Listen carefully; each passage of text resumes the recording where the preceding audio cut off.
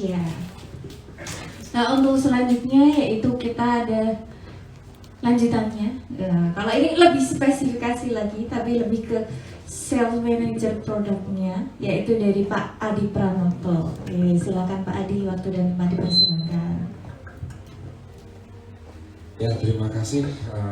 Selamat sore rekan-rekan semuanya. Saya Adi Pranoto, representatif Target. Sebelum saya mulai ini, tadi saya mau ada tambahan sedikit ya. Possible nggak untuk diterapkan di Jogja? Sebetulnya possible, cuma punya masalah. Masalahnya adalah ketika rekomendasinya ini tidak match atau tidak sinkron. Jadi yang bisa kita sarankan adalah bekerja samalah dengan authorized representatif atau authorized dealer. Contohnya kayak misalnya lapis seperti ini kan. Jadi saya nggak usah pakai, suara saya cukup kencang. Oke. Jadi salah satunya dengan Hafiz. Kenapa? Karena ketika Anda punya pertanyaan, dia akan meneruskan pertanyaan ini kepada prinsipalnya. Prinsipal mengerti spesifikasi dari masing-masing produk. Nah, ketika ada kolaborasi dua jenis material berbeda atau tiga jenis elemen yang berbeda, itu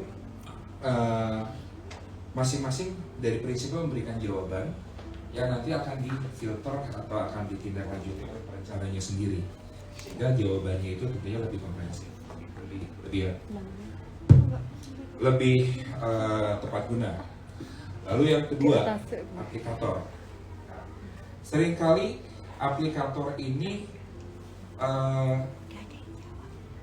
yang dipakai itu bukan aplikator yang memang berpengalaman, karena seringkali pada saat kita menjelaskan atau kita memberitahu informasi ini dianggap sepele, digampang-gampangin, terakhir begitu dipasang kok nggak sesuai.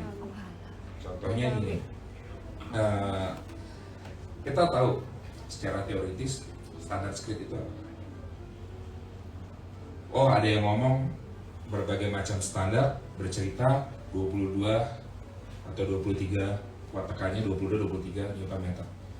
Itu maksudnya seperti apa? Nah, ketika mengaplikasikan itu selalu seringkali ada miss. Nah, dengan adanya menggunakan aplikator yang sesuai atau yang memang sudah terlatih, itu akan membantu untuk mencapai hasil yang diinginkan. Oke, itu aja tambahannya. Nah, ini agak diputar sini karena saya terbiasa kontrol sendiri, operasi sendiri. Oke. Ya, pada kesempatan ini yang akan disampaikan mengenai sebenarnya simpelnya infectious control. Oke. Seiring dengan pandemi yang terjadi, sebetulnya ada banyak hal yang berubah, ada banyak hal yang harus diperbaiki, dan salah satu concern adalah tentang kesehatan. Dan di sini itu bukan hanya sekedar kesehatan diartikan sebagai saya datang ke rumah sakit mendapatkan obat, minum, istirahat di rumah, selesai. Tidak, tapi kita lebih kepada prevention atau pencegahan dan mencoba untuk meminimalisir terjadinya mutasi. Simpelnya gitu. Kenapa? Karena banyak secara nggak sadar kita yang menciptakan virus-virus baru dari pemakaian kita yang sehari-hari yang kita nggak sadar, tapi itu yang kita sendiri yang menciptakannya. Contohnya apa? Misalnya sering pakai pencuci tangan atau deterjen yang mengandung material antibakteri levelnya yang itu memang sebenarnya tidak boleh digunakan secara umum. Misalnya mengandung Ag+, pakai semuanya. Pas pakai 1-2 hari tahan, 2 bulan 3 bulan itu masih berfungsi dengan baik. 6 bulan lagi atau 1 tahun lagi Ag+ sudah tidak berfungsi. Kenapa? Kumannya terjadi mutasi dan dia sudah kebal, sehingga butuh antibiotik yang lebih tinggi lagi. Jadi salah satu hal yang menjadi sangat menarik mengenai infectious control, terutama ini tiba-tiba kita dipaksa untuk patuh karena adanya pandemi COVID. Sayangnya dan good things juga bahwa pandemi ini berubah akan segera menjadi endemi, which is nanti COVID itu akan sama seperti kayak virus flu. Tapi jangan tergesa-gesa juga. Ini belum mulai, belum dinyatakan sebagai endemi. Karena ada varian-varian baru yang keluar. Oke. Pada dasarnya penyebab infeksi ini umumnya itu ada dua, bakteri dan virus. Yang menyebabkan pandemi COVID saat ini virus. Harusnya logika sederhananya yang dibunuh yang mana? Virusnya. Masalahnya obat pembunuh virusnya apa? Nggak ada. Yang ditunggu apa? Jadi virus ini supaya dia bisa tumbuh berkembang, dia harus menginfeksi bakteri dulu. Yang dibunuh bakterinya. Dengan catatan, dengan harapan pada saat virus itu menginfeksi bakteri, sebelum bakterinya ini dimakan virus dan untuk menjadi berkembang biaknya virus ini sudah mati, sehingga tidak menimbulkan virus sempurna yang menginfeksi lagi. Idealnya adalah seperti itu. Kenyataannya, semua bakteri dihajar, virusnya cari bakteri baru. Kenapa? Karena penggunaan kita ngomong sebagai agen biocide, karena bukan hanya bakteri saja, tapi ada jenis-jenis fungus juga. Itu berpotensi untuk menjadi inangnya virus. Ketika itu semua mati, virus akan cari yang baru lagi. Dan itu yang jadi masalah. Itu secara garis besar. Lalu, simpelnya, untuk arsitek interior designer, fungsinya, relasinya apa? Oke, kita harus tahu dulu. Medianya kebanyakan dari kontak. 80% itu tangan. Berarti kita harus mencari satu media yang dia bisa hygiene dan bisa higienis dalam waktu yang cukup lama. Nah, lalu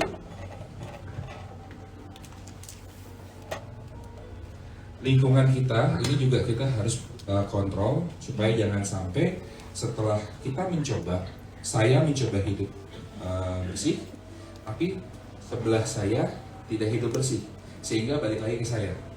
Nah, kalau seperti itu kan perseorangan, itu kita susah untuk mengatur. Makanya dari apa? Dari elemen-elemen dalam ruangan itulah yang kita persiapkan untuk material untuk bisa membantu infectious controlnya.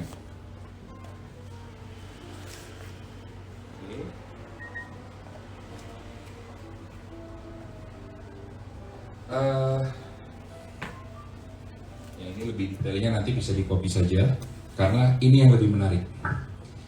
Floor covering, kenapa itu menjadi satu hal yang cukup menarik untuk infectious control, karena satu, dalam floor covering itu adalah area yang cukup luas dalam area lantai itu yang cukup luas pada bangunan, selain dinding dan ceiling. Oke. Dan yang namanya partikel terbang menguap di udara, melayang di udara, pada akhirnya turun ke permukaan yang terluas, lantai. Itu satu. Lalu yang kedua, dalam konsep-konsep yang desain yang terbaru untuk mencegah infectious control, untuk membantu infectious control itu adalah digunakan material satu, tidak hanya untuk flooringnya, tapi kita juga untuk furniture, di mana materialnya kita cari satu dia yang non porous. Kenapa harus non porous? Supaya dia tidak menyediakan ruangan untuk pertumbuhan bakteri atau ada material-material organik yang akan menjadi makanannya bakteri. Yang kedua, carilah material yang durable.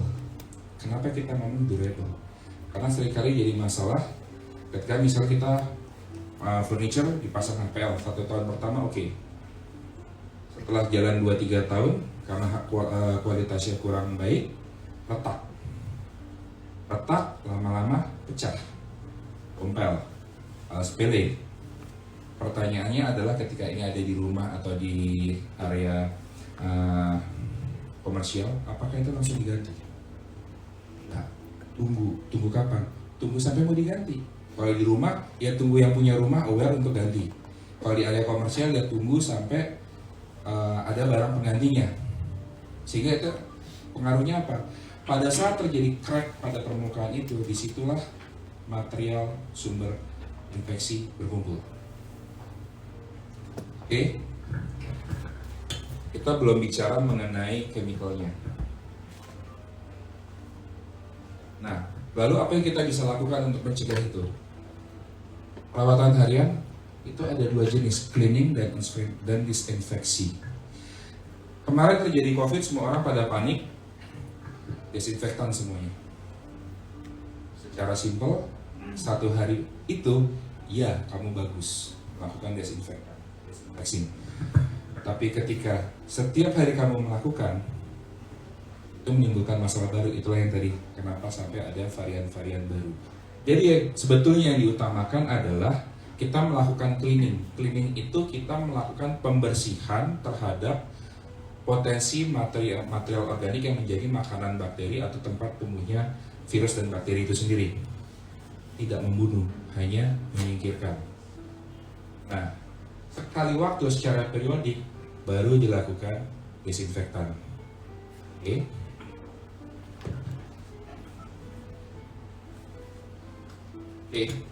Karena ketika semakin sering kita menggunakan material-material yang bersifat desinfektan atau membunuh, itu malah menciptakan resistensi.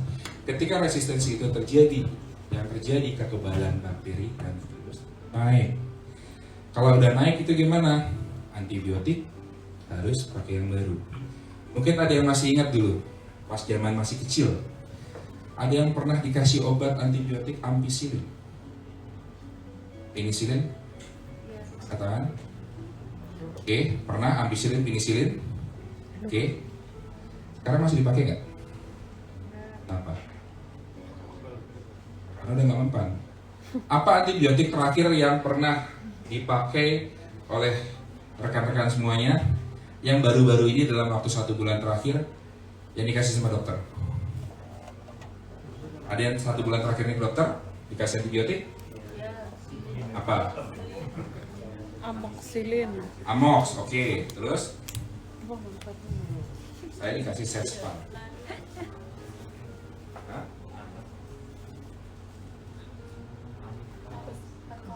Agak susah ya, oke lah. Saya dikasih Sespan. Terus ada teman saya dikasih Cefpodoxin. Itu adalah antibiotik baru semua. Ya, Sespan itu yang termasuk baru. Cephalosporin agak di belakangnya Cefspan, tapi intinya adalah itu yang menyebabkan resistensi bakteri. Itulah yang menyebabkan kenapa kita membutuhkan antibiotik baru terus. Lalu apa yang harus kita lakukan? Target mendukung gerakan untuk tidak menggunakan material yang bersifat aktif membunuh. Ya, kita prosesnya sifat antibakterinya kita atau bakteriostatik habitnya kita menggunakan sifat yang bakteriostatik dan bakteriolitik. Maksudnya gimana? Kalau bakteriolitik itu aktif membunuh seperti dikasih antibiotik atau dikasih material antibakteri yang seperti AG+, terus chlorpromazole, itu yang aktif membunuh bakteri mati. Kalau ini bakteriostatik, bakteri ada, jatuh, dia tidak bisa tumbuh berkembang karena tidak ada makanannya, sehingga dia mati kelaparan. Yang itu yang disebut sebagai material bakteriostatik. Sehingga kita tidak membunuh, tapi bakteri itu mati sendiri. Antibakteri enggak? Antibakteri. Sifatnya aktif atau pasif? Pasif. Kenapa? Sehingga kita tidak menciptakan mutasi. Jelas ya? Oke. Itulah makanya kenapa Target tergabung dalam Round Table Green Hospital, karena kita berusaha untuk menciptakan lingkungan yang lebih sustainable, long term, dan juga tidak berbahaya terhadap kesehatan. Nah, oke, cukup teorinya, kita lebih spesifik lagi. Oke, intinya kalau kita mau pakai material flooring untuk residensial atau untuk hospitality atau komersial, grade-nya mana yang paling aman, paling mudah perawatannya? Resident flooring termasuk vinyl di dalamnya itu yang raw, dia mudah dibersihkan, minimum joy, maka dia ratingnya paling tinggi, paling aman. Lalu ada vinyl tile. Vinyl tile baik yang glue down ataupun yang klik, jadi vinyl tapi dia modular.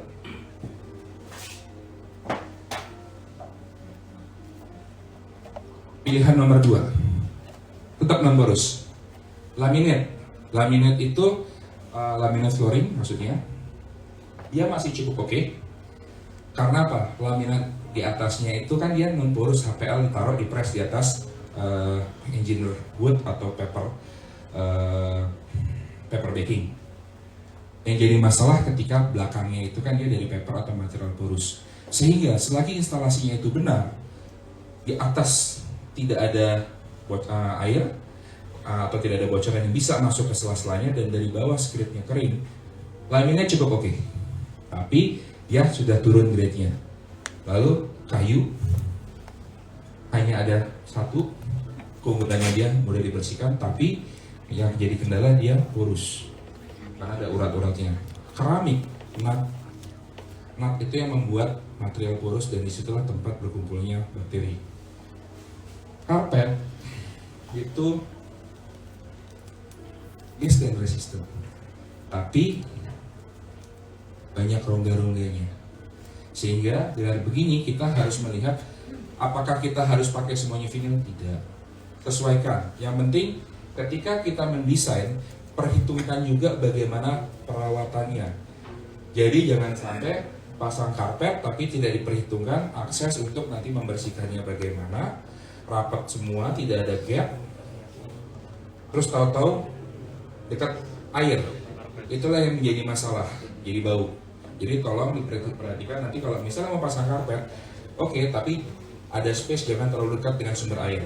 Kenapa? Itu yang menjadi masalah nanti dengan material airnya yang terkena ke dalam karpetnya, jadi bau. Kalau pakai vinyl, oke. Tapi kalau itu masuknya ke dalam area yang memang membutuhkan karpet atau dia membutuhkan keramik, dipaksakan pakai vinyl, tentunya nggak cocok. Contohnya gimana? Di mana sih kita tetap bisa pakai keramik? Yang namanya material resident flooring itu kan untuk indoor. Kalau saya mau pasang di depan teras, masa saya harus memaksakan pakai vinyl? Pasti vinylnya rusak, karena itu untuk material indoor. Lalu bagaimana caranya? Itu material outdoor tapi minimal. Jadi tentunya harus dipersiapkan bagaimana caranya pemasangan keramik itu yang benar. Maintenance-nya juga bisa dengan mudah, dan pemasangannya yang penting itu gap dan joinnya serta kekerasan scriptnya itu harus benar.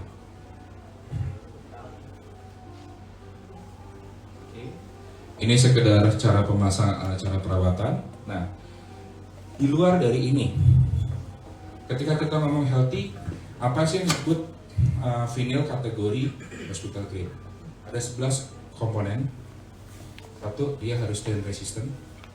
2, dia harus durable. 3, scratch resistant. 4, tidak mengandung bahan berbahaya. 5, tidak mengandung bahan karsinogenik. Apa bedanya maksudnya berbahaya dengan karsinogenik? Berbahaya itu jangka pendek, karsinogenik itu jangka panjang. Karena karsinogenik kalau dites sekarang Anda baru pakai, dites setahun lagi masih nggak ketahuan. Tapi 10 tahun lagi mungkin Anda sudah punya bonusnya. Itu jangka panjang, suatu yang laten. Tapi kalau berbahaya, sekarang pakai mungkin dalam waktu 1-2 minggu atau bahkan 2-3 bulan sudah punya impact. Paling gampang apa? Sesak nafas. Lalu dari sebelah situ terus dia harus mempunyai electrostatic properties yang pada level minimum body voltage. Terus dia mudah dibersihkan, fire retardant atau tidak mudah terbakar, atau fire behaviornya itu minimum kelas B, berwarna cerah. Terus saya lupa 3 poin lagi. Dari ada 11 poin itu mengacu pada petunjuk bangunan teknis rumah sakit. Jadi pada bangunan grade vinyl atau reservoir yang disebut hospital grade itu tidak mengacu pada desain tapi sistem standar quality product. Nah, target punya produk itu adalah semuanya hospital grade, tapi tidak semua desain itu bisa dipakai di rumah sakit, tapi semuanya hospital grade. Jadi disebut hospital grade, dia adalah vinyl yang paling aman. Ketika grade-nya komersial, beberapa poin tidak dipakai. Ketika grade-nya ke komersial, ke residential, lebih sedikit lagi poinnya. Dari 11 poin, tidak semuanya dipakai. Tapi kalau masuk rumah sakit harus ada 11-11-nya. Nah, kita semua punya 11-11-nya, hanya bedanya dari segi desain warna, tidak semuanya bisa dipakai. Contohnya, misalnya di ruang operasi harus pakai vinyl warna kayu, itu tidak boleh. Dia harus pakai vinyl yang warnanya cenderung flat. Kenapa? Lebih kepada fungsional. Kalau ada sesuatu jatuh di situ, itu bisa kelihatan. Kalau dikasih warna kayu, ada jarum jatuh, nggak kelihatan. Fungsional. Nah, kalau di ruangan rawat inapnya, boleh nggak pakai vinyl warna kayu? Boleh. Kenapa? Karena dia untuk memperbaiki atau untuk mempercepat rehabilitasinya, kesembuhannya. Karena suasananya seperti di rumah. Kalau dia pakai yang kayak vinyl yang di ruang operasi, kayak di rumah sakit, memang dia lagi sakit. Kapan sembuhnya? Jadi kalau dia menggunakan desain yang lebih homey atau area anak-anak, dia tidak merasa dia ada di rumah sakit karena desain pediatriknya itu ruangan areanya cukup menarik sehingga anak-anak itu cepat sembuh atau orang tua itu juga cepat sembuh. Area geriatrik atau untuk lansia, perawatannya warnanya lebih kepada warna-warna tone natural dan tidak kontras, karena mereka punya kendala juga dengan para lansia adalah sensitivitas terhadap tone warna. Sampai sini ada pertanyaan dulu? Ya, silakan.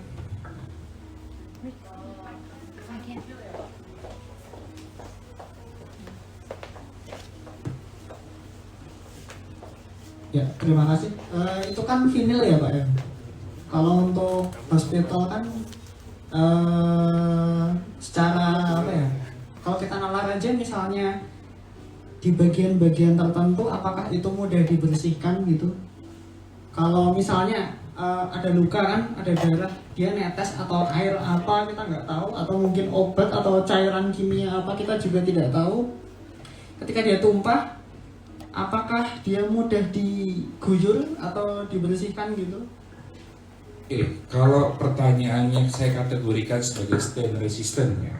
Jadi ketahanan terhadap noda, terhadap berbagai macam jenis cairan yang bisa menimbulkan noda, dan perawatannya bagaimana. Case-nya untuk rumah atau rumah sakit?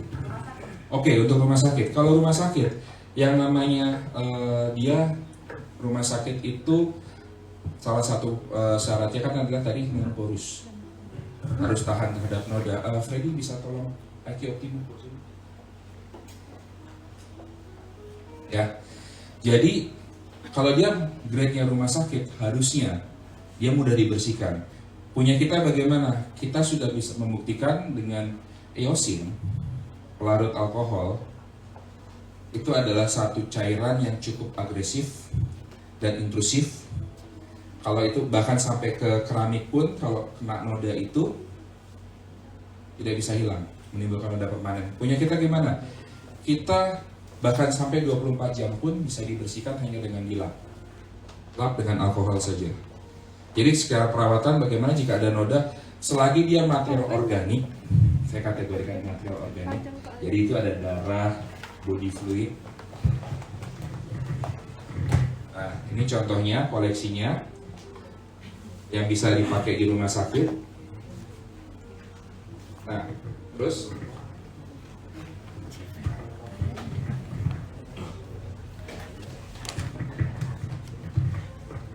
pada bagian belakang ini ada technical spesifikasinya. Kita lihat. Nih, ada tes mengacu pada ISO 26987 itu mengenai chemical resistant. Di sini sudah terbukti ada pengujiannya lolos. Ini hasilnya excellent. Jadi mengenai kekhawatiran mengenai noda tidak ada masalah, hanya perawatannya. Jadi pada dasarnya pembersihannya bagaimana? Pertama, lap kering. Hilang nggak? Tidak hilang. Ambil air, lap. Hilang nggak? Masih nggak hilang. Ambil deterjen, pH-nya harus netral. Apa saja mereknya terserah. Lap. Hilang nggak? Oh nggak hilang. Ambil alkohol. Taruh di atas kainnya, basah dengan alkohol, lap. Hilang nggak? Biasanya kalau sudah sampai alkohol pada umumnya hilang. Jarang sekali sampai kita sampai pembersihan pakai alkohol kecuali material-material yang mengandung sifat intrusif. Pada umumnya sampai di deterjen umumnya sudah hilang. Kalau sampai lap alkohol tidak hilang, itulah kalau Anda bekerja sama atau supplier Anda dari authorized partner, Anda punya masalah, sampaikan, mereka hubungin ke kita. Nanti kita kirim orang, kita cek. Gitu. Ada lagi?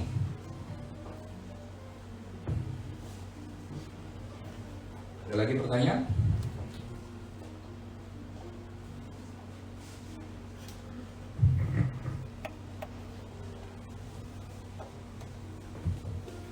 Jadi saya cukup. Terima kasih.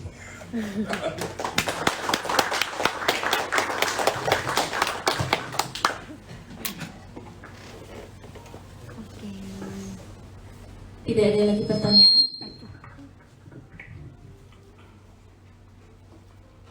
Ada pertanyaan, teman-teman? Oh, iya. Oke, pertanyaan boleh. Oke, thank you. Sorry bertanya lagi. Nggak apa-apa, mumpung kita ada di sini. Mungkin yang pertama, saya butuh.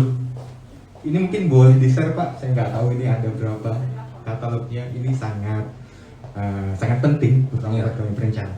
Karena begini Pak, kami perencana tentu berbeda siklusnya dengan kontraktor. Perencana itu siklusnya muter terus gitu. Jadi bisa jadi deal di A, kemudian geser lagi di deal di B, selanjutnya kadang-kadang muter balik ke A. Beda dengan kontraktor yang sifatnya linear, dia terus gitu.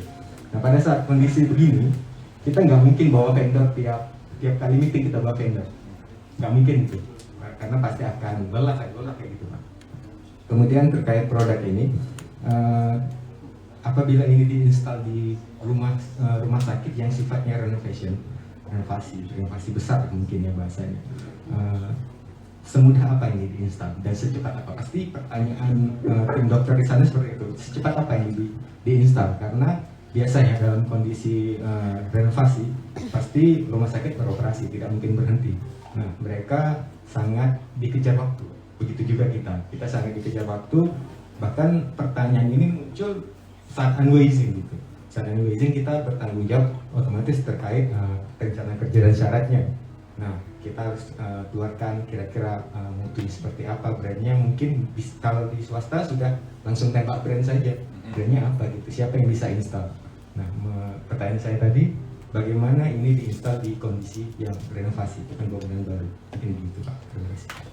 Oke, terima kasih atas pertanyaannya dan sebetulnya requestnya juga. Katalog nanti kita aturkan untuk dikirim. Yang kedua mengenai LKS, kita sudah punya glossary LKS-nya semua. Nanti aku titip ke Lavis untuk di share. Jadi di situ ada semua produknya target untuk rumah sakit. Jadi contohnya ada IQ Optima, ada IQ Toro, terus ada Soundplan 600, terus kita punya Safe Trap, terus ada satu lagi apa ya? Soalnya saya biasanya taruh di WhatsApp.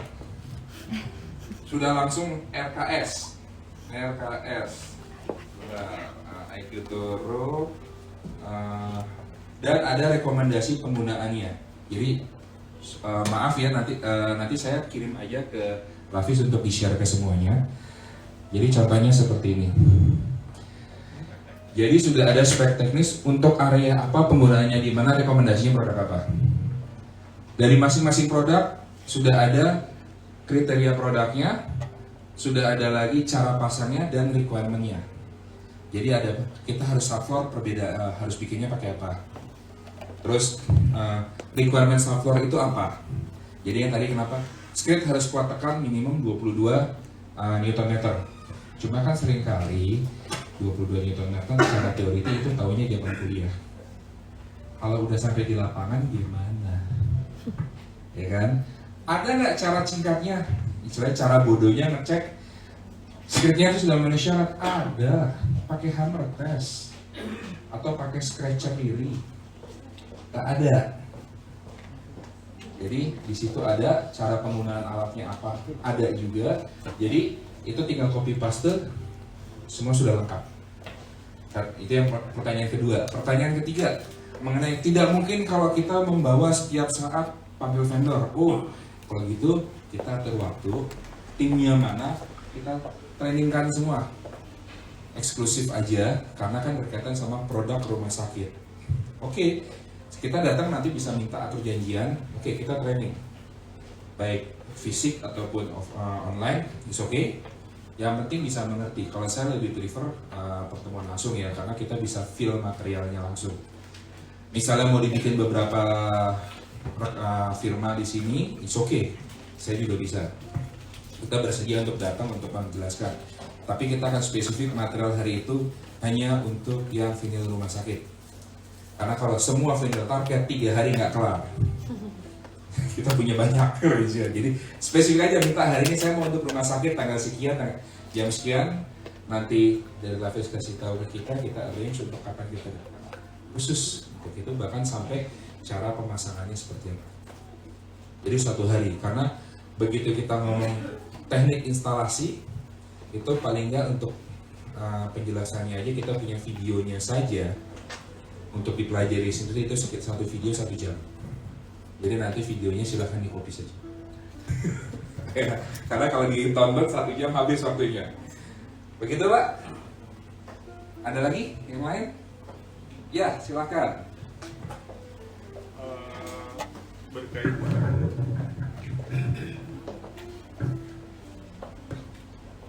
Berkaitan dengan material target sendiri, khususnya untuk rumah sakit, apakah menyediakan juga selain material intinya roll vinyl misalkan, berikut dengan aksesorisnya, misalkan untuk sealnya atau untuk mengelas sambungannya dan untuk skirting, jadi batasan atau bordernya, atau bisa pakai material dari produk lain yang sebenarnya fungsinya sama juga.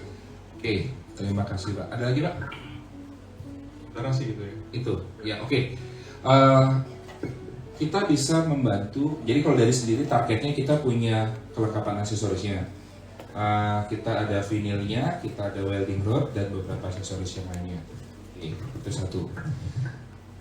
Kalau misalnya tidak, ya karena ya Frank aja ngomong masalah budget.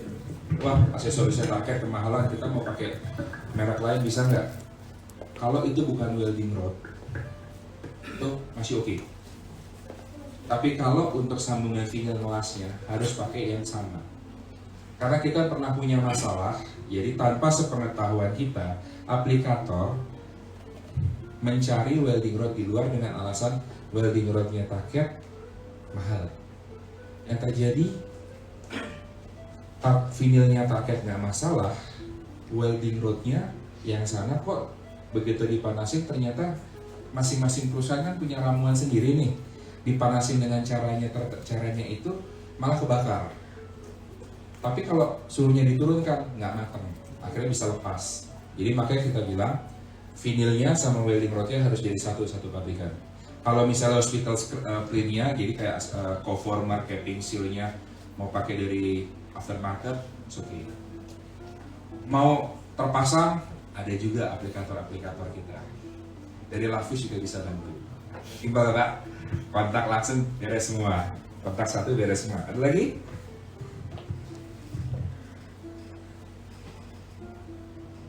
Ada yang lain? Saya benar-benar surprise pertanyaan mengenai rumah sakit itu total banyak juga ya gitu. Karena saya mempersiapkan ini untuk presidensial sebetulnya. Frankly, saya mempersiapkan untuk presidensial. Biasanya saya ada satu event sendiri, satu sesi sendiri. Kalau kita mau bicara produk rumah sakit, jadi seperti itu. Karena itu detail. Material sifatnya seperti apa, cara potong bagaimana, sambungan seperti apa, terus material penyusunnya apa, repairnya gimana, terus maintenance-nya seperti apa. Itu seperti kayak saya biasa roadshow kalau kita ketemu dengan user-user dari rumah sakit.